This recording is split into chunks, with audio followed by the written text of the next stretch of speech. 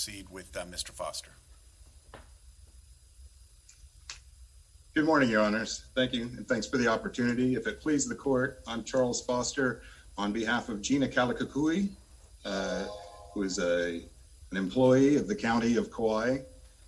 And this case comes from a denial of her motion to dismiss based on qualified immunity. And I think before this court is the question whether it's clear to a reasonable official that her conduct was unlawful in the situation she found herself, and put another way, whether pre-existing law provided her with the fair warning that her conduct was illegal. And I would assert that to this day, right now, it's not clear whether her conduct was illegal. I would say it was not illegal.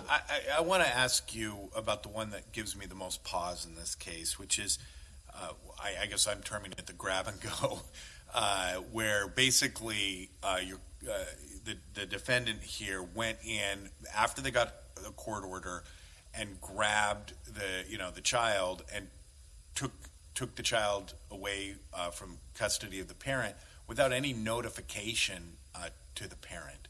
I'm trying to understand how that would ever be thought reasonable. Maybe there is some circumstance, but that's the one that gives me the most pause here, where I really don't understand why, at least at this stage, your client would be entitled to qualified immunity in that context. Well, I believe that that question takes us back to the complaint and the non-conclusory allegations therein. There's nothing in the complaint. There are no non-conclusory allegations in the complaint that would make Ms. Kalikakui aware that that was occurring. Counsel, you represent all the defendants, don't you? No, Your Honor. I represent only Gina Kalikakui. And she's the only one who moved for dismissal. So the others are in the case, but that's just they're not on appeal before us. That's correct, Your Honor. What's the relationship between William and Gina? I'm not aware of any relationship prior to this between William and Gina Kalikakui. She works for the police department. They might know each other. I'm not aware.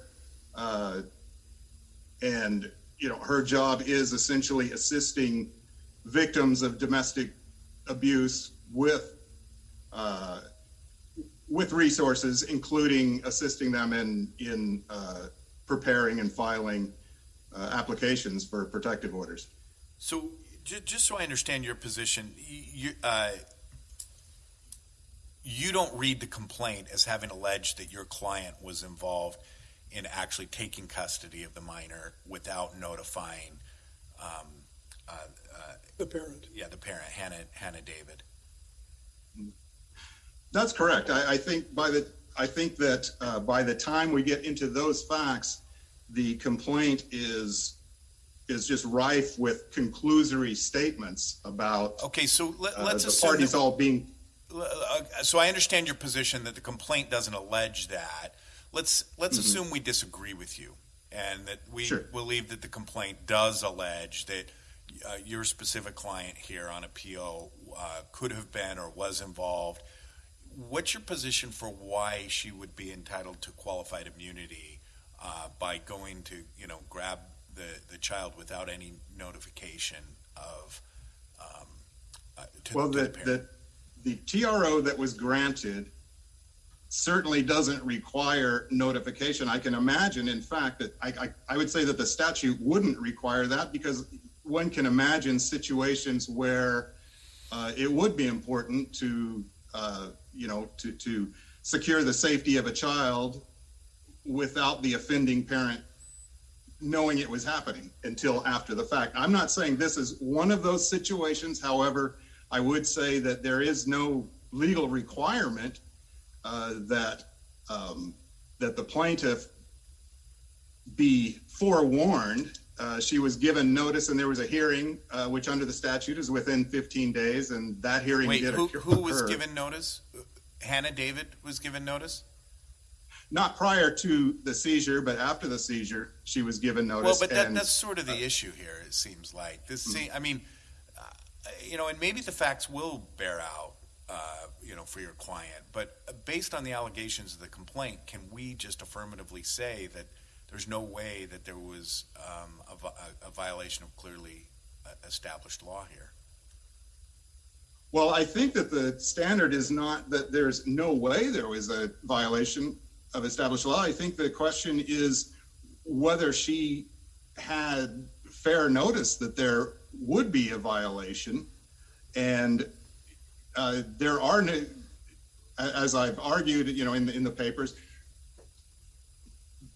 no one has cited a case or a statute or any precedent that would put her on notice that anything that occurred was a violation of anyone's rights. Well, I'd like to follow up on that and go back in time a little bit to talk about the TRO that got this whole thing going.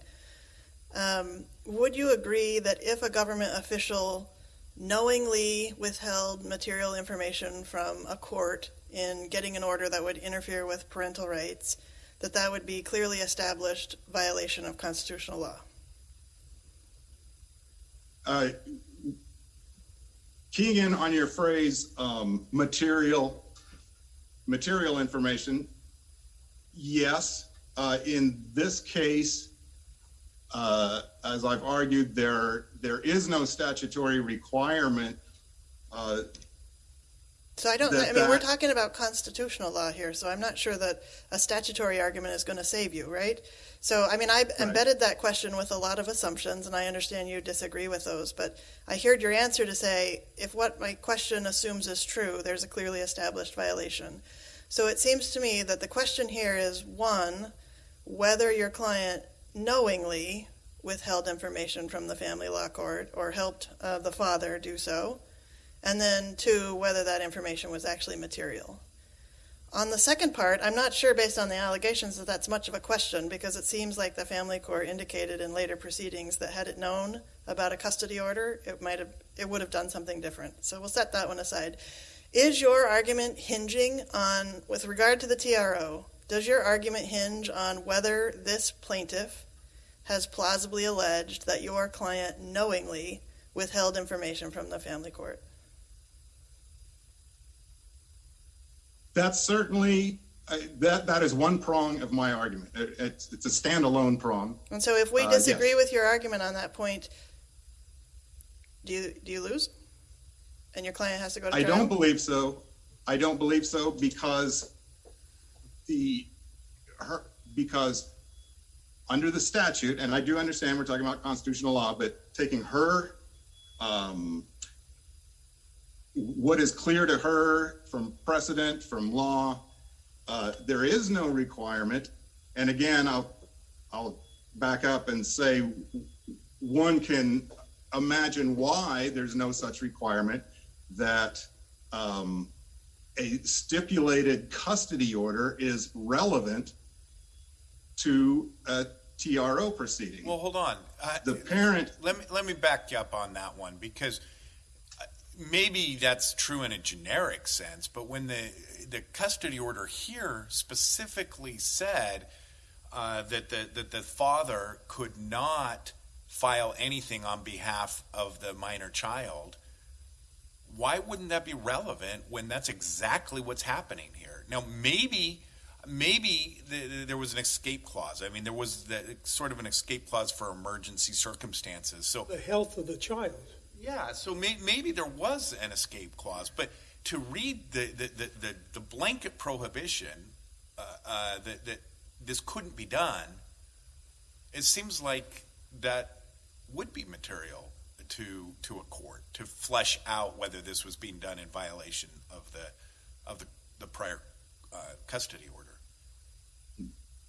Well, the the Family Protective Order statute here is, I guess in most states, is set up so that it can deal with exigencies.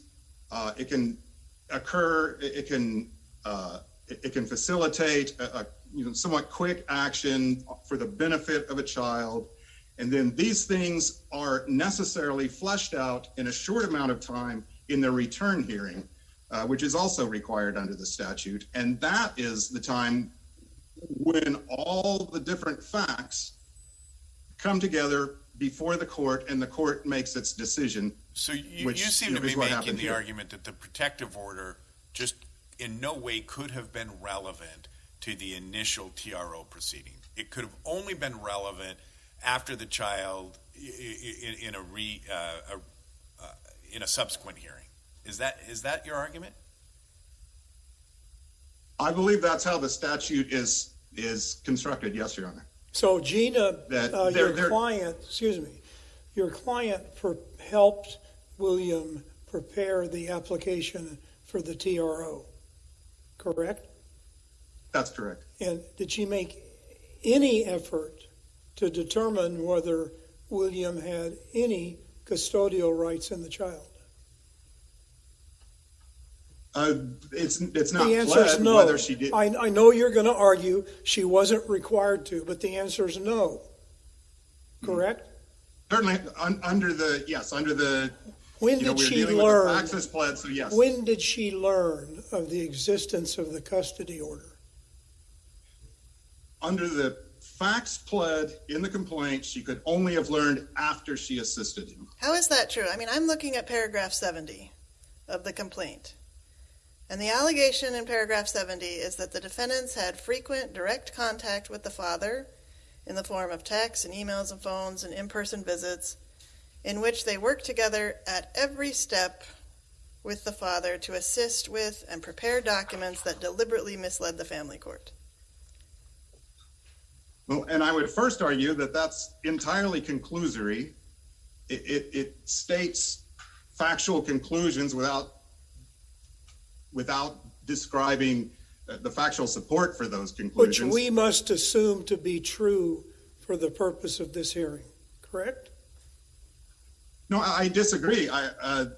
Conclusory under Iqbal and Twombly, conclusory allegations are not assumed to be true. They're not given the assumption of truth. So you think that she had to come in, that the plaintiff here had to come in with a specific text or a specific date and time of a conversation in order to support those allegations? Your Honor, I'm terribly sorry. I lost okay. a middle part of what you said. Let me repeat the question. I guess what I'm trying to understand is your position is under Iqbal and Twombly that the plaintiff here had to, instead of just pleading what Judge Forrest just read to you in paragraph 70, had to actually say on such and such a date, they had this specific conversation or there was this specific text. Is that your position, that this is like a fraud standard? Go ahead. No, Your Honor. And I would not say that it's, no, not at all, that it's that strict. However, what I would say is this complaint just alleged on unbelief, this conclusory, conclusion that they were all talking about. Similar to about every 80% step of the way. of the complaints that are filed in federal court. I mean, presumably, are you suggesting that the plaintiff or plaintiff's counsel violated the rules in making this conclusory statement, that they didn't do an investigation or have reason to believe that this statement was true? Well, what I'm saying, and I would not disparage counsel. What I am saying is it is insufficiently pleaded. If they had more information, that it should have gone into the complaint to give us some reason to believe that it's plausible that at every step of the way they were in contact with each other. That is just a naked statement I mean, there would be, in a 1983 conspiracy, then all one would have to do would say, well, I think they all were in cahoots, and that would be enough. Well, you still have some defenses. I mean, sides. they're going to have to prove this up, but I'm not. Anyway, we'll have to make the decision on whether we agree with your position on the pleading standards in the complaint. Yeah. When did Gina learn of the existence of the custody order? The earliest that anyone learns. I'm of the asking custody about order- your client. You mean coming away from the It's a allegations very in the simple complaint? question, counsel. When did Gina first learn of the existence of the custody order? She first learned of it after the. I'm looking for TRO a was date. prepared. Do we know a date when Oh, she I learned? I don't have a date before me, Your Honor. It was after the grab and go. I'm not certain it was after. No, I would say it was between her preparing the TRO application and the grab and go. Between. Sometime between, and I don't have a date. And the focus of my argument has been on, because it is a motion I to dismiss. understand the it's been focus of only your on- argument. Here's my last question. Yes, sir. Did she ever inform the family court that that there was a custody order and that it was inappropriate to prepare and file an application for a TRO neglecting this? No. And I would assert that the reason is her job is to assist people that come to her and say, I've been the victim of family abuse, and she assists them in filling out a TRO application. That's her job. Again, the system is set up in such a way that all these facts will come together and at the return hearing within 15 days, which is what happened here. I would also say she didn't need to inform the court because the court was aware at that return hearing. The court became aware of that at that time.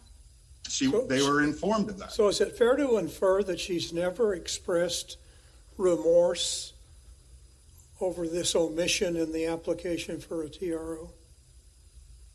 I don't know that. I don't know. I don't have those kinds of communications with her. Okay, thank you. I have just one follow-up. I know we're running out of time, but I mean, it seems like you've got an uphill battle here because the arguments that you're making just sort of miss the human situation that's happening. I mean, this case is about, I think, an 11-year-old girl who's taken out of school by people she has no idea who they are and put in the custody of somebody who she hasn't had a relationship for 7 years. And the explanation is, that's fine because we have a statute that allows us to do these things. I guess the arguments that you're making today just seem to not recognize who was impacted by what happened here. It wasn't your client. It was this little girl. Well, and I feel constrained by the complaint and how it's pled. But if we get away from the complaint, her attack on the father at the station was videotaped, and frankly, she's acting completely out of her mind. And also not in the complaint is Child Protective Services initiated this all occurred under the CPS statutes, and they did investigations of her and found for a while that they were concerned about her mental health and that the child was not safe with her. This is not pled. This is why I haven't argued it. But if we get outside of the complaint, there are many, many facts that.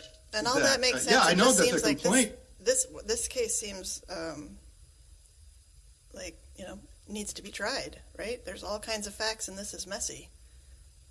Anyway. Well, except that I think that the bottom line is that it is just not clear to a reasonable official that assisting with filling out a TRO petition without knowing all the facts was a violation of anyone's constitutional rights. And I mean, her assumption is the system is set up to deal to absorb those facts after the exigency of the danger to the child has been mitigated. And so I think that that's how the system is viewed, I would say, by an employee of the police department, whose job is to assist victims of domestic abuse. Okay, counsel, thank you. We'll give you a minute for rebuttal. I thank you very much, Your Honor. Yeah, we'll hear from Mr. Yolkin. Good morning, Your Honors. May it please the court. Kevin Yolkin on behalf of the plaintiff appellee, Ms. Hannah David. I'd like to just answer a couple of the court's questions here because I think the court certainly has hit this directly on the head. This case and the appellant's motion for qualified immunity at this stage is far premature given the entire factual situation that's at hand here. At base, this case is not complicated, and at least for the purposes of this motion, the court's decision today is not complicated. The appellant's actions were unquestionably intentional when withholding material information. Well, let's be clear what we're talking about. Clearly intentional as pled in the complaint. It does sound, I think you've got a pretty good case on the complaint, but I am concerned about an argument that if it turns out that Gina did not know about the court order when the TRO was obtained, I'm not entirely sure that she wouldn't be entitled to qualified immunity if those facts bear out. So could you address that? You've alleged in the complaint, and that's what we're dealing with, that Gina knew about it before she went in to file for the TRO. But if it turns out that fact was not true, do you think then Gina would be entitled to qualified immunity, at least as to obtaining the TRO in the first place? The short answer, Your Honor, would be no, but I'll back up and explain. First off, to answer your colleague's questions about whether or not Ms. Kalakukui knew, I don't expect this court to have a handle on the very complicated procedural history of this case at this point, but this was an emergency situation where the plaintiff's daughter was ripped from her hands without any prior notice. She was taken to another island, placed with an estranged biological parent who had no relation to this child and from whom custody had been taken away by court order. No visitation, no custodial rights, and no legal rights. Now we know because the father filed a counterclaim that Ms. Kalakukui knew prior to preparing the TRO that this custody order was in existence. I understand that's not pled in the complaint, but the complaint was filed in a rush of trying to obtain custody of this young child. When you say that wasn't pled, you mean that specific fact wasn't pled, not that, you did plead that she knew before filing the TRO. Yes, Your Honor, and the district court correctly found that that's easily inferred from the allegations in the complaint. But at the time, we did not know whether or not Ms. Kalakukui, the appellant, knew of the custody order. We know now that she did, and yet she withheld that information. We also know now that the custody order came to the attention of child welfare services workers prior to the seizure of the 11-year-old girl, yet nothing was done about that. And we do have text messages and communications and emails, but this case has been stymied for over 2 years now at this point because the appellant has continued to file motions, continued to impede our ability to proceed and to get discovery on those types of issues. But the issue before the court now, the court has certainly asked pertinent questions about the constitutional right at issue. It's not looking at the legal rights of the biological father. It's not looking at the state statutes that may or may not grant child welfare services to do certain acts. It's about the appellant and her actions that are alleged in the complaint. Causation is certainly satisfied. It is well established for purposes of a 1983 claim that causation is established by a person who sets in motion an action that leads to a constitutional violation. Unquestionably, that is what the appellant has done in this case, and she simply dismisses all of the allegations against her. Counsel, you mentioned that some of these pleadings were put together in kind of a rushed fashion on behalf of your client. Aren't we dealing with the first amended complaint? We are, Your Honor, and the first amended complaint was filed several months later. It was basically to include names of individuals who had changed. But as I stated before, we haven't been able to conduct... The rush to, the understandable rush to return the child to her mother is not an excuse for any failings that might exist in the first amended complaint, correct? No, I don't believe so, but I don't believe there are any shortcomings in the First Amendment complaint for the purpose of a motion to dismiss. But you argued earlier to us that that rush was the reason the complaint is not more specific. Well, I apologize, Your Honor. We have not had an opportunity to conduct more in-depth discovery to provide additional allegations and to substantiate facts. As your colleague pointed out, there are a number of facts that are all over the place in this case that need to be fleshed out. The bottom line is, if the complaint is entitled to all reasonable inferences at this stage, and if it's given the presumption of truth, there is simply no question that Ms. Kalakukui's actions violated clearly established law. Due process rights require that a pre-deprivation hearing is held before a child can be taken from a parent. That is a fundamental, basic aspect of due process and custodial rights.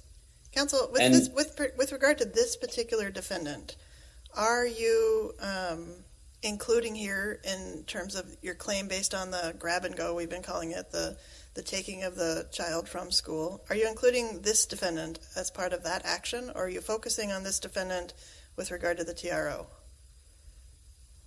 Well, the principal focus, I think, for the purpose of this motion is the TRO, but the defendant was also an instrumental actor in the actual seizure and in the events that followed the seizure that prolonged the deprivation of Ms. David's constitutional right, and that's to the custody of her child. What happened was absolutely inexcusable, and counsel's arguments that were just made to the court are, frankly, they raise very serious concerns about a law enforcement officer who believes that it's just her duty to simply rubber stamp a very serious restraining order application that's going to take a child away from her custodial parent. Certainly, law enforcement officers have a far greater responsibility, and every reasonable law enforcement officer knows that they cannot deceive a court. Let me ask you this: what if she was aware of the custody order, but thought and had reasonable belief that this fit within an exigent circumstance that was contained within the custody order? Would your claim still stand that there was a constitutional violation here by not presenting that to the court? Well, yes, and for two reasons. First of all, in an exigent circumstance situation, a post-deprivation hearing is required promptly. It's not based upon the statute of, it's not based upon the child welfare statutes of Hawaii. That's based on constitutional law. When a child is temporarily taken from their parents because a serious, an imminent threat to serious bodily injury occurs, that permits a temporary custodial deprivation. But post-hearing, so your position, just make sure I understand it. Your position is, if Gina thought that it did fit within an exigent circumstance and therefore was consistent with the consent or the custody order, that she would have had to seek a return or hearing within sooner than 15 days. Is that your position?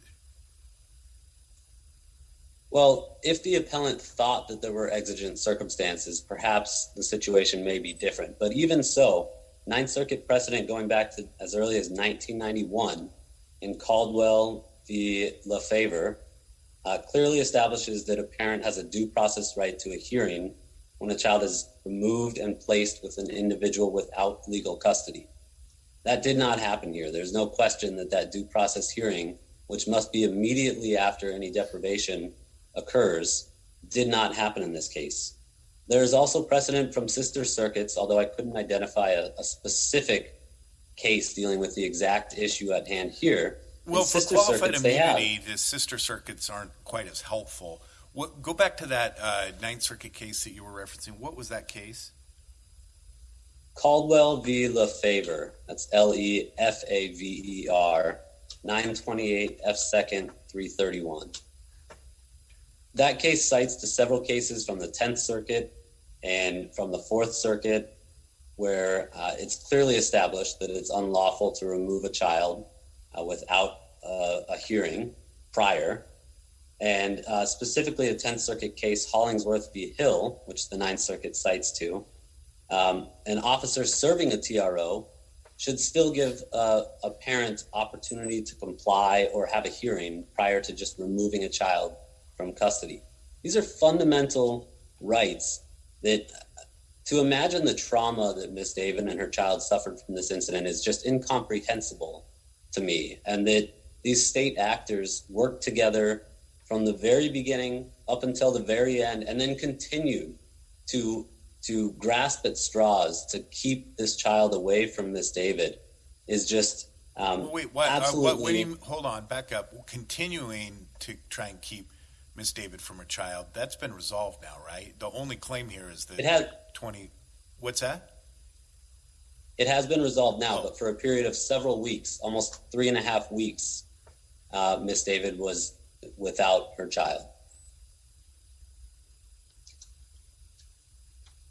So, Your Honors, this case, as you pointed out, depends on many factual situations that haven't yet been borne out.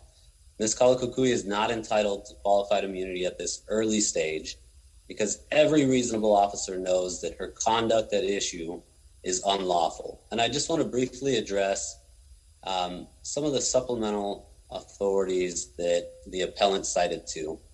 Understandably, the Supreme Court has been hesitant to accept qualified immunity in the types of cases that are a close call.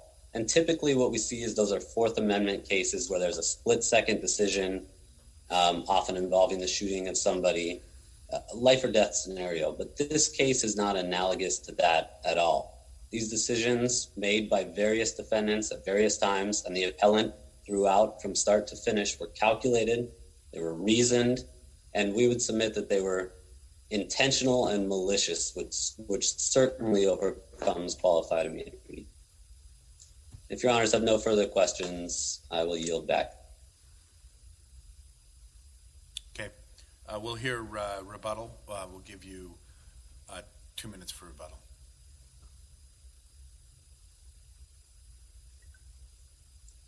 Thank you, Your Honors.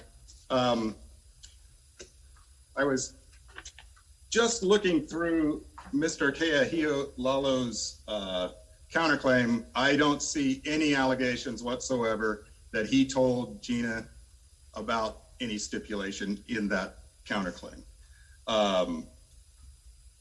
Your Honors pointed out that the complaint was not hastily pled. In fact, it was dismissed at one point against it, and there was another motion, a motion against their proposed amended complaint, and several counts against Gina were dismissed at that stage too. So when they say, we've been stymieing this whole thing, the only motion, in fact, that I lost is the one we're here on. Counsel, we've been talking about a lot of different things as part of this argument. I want to kind of come back to what I think for me is the key, and get your response one more time. I think that the key to this case is whether there is a plausible allegation in this complaint that your client knew about the custody order before she helped the father get the TRO. So I guess I have a two-part question. Do you agree that that's the key to the resolution of this appeal, or not?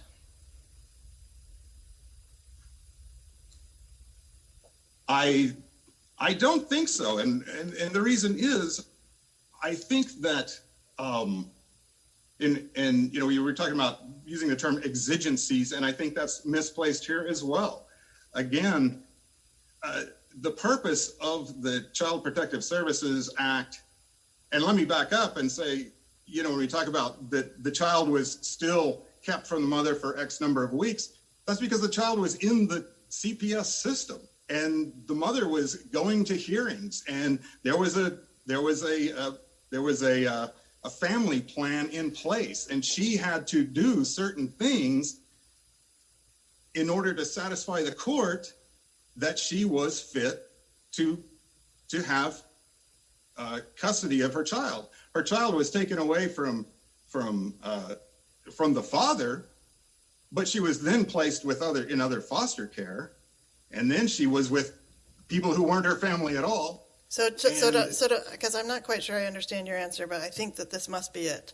The answer is, it doesn't matter if she knew about the custody order before, because even if she did, the circumstances justified her going into the family court and helping the father get the TRO without regard to the custody order, and without regard to telling the family court that it existed.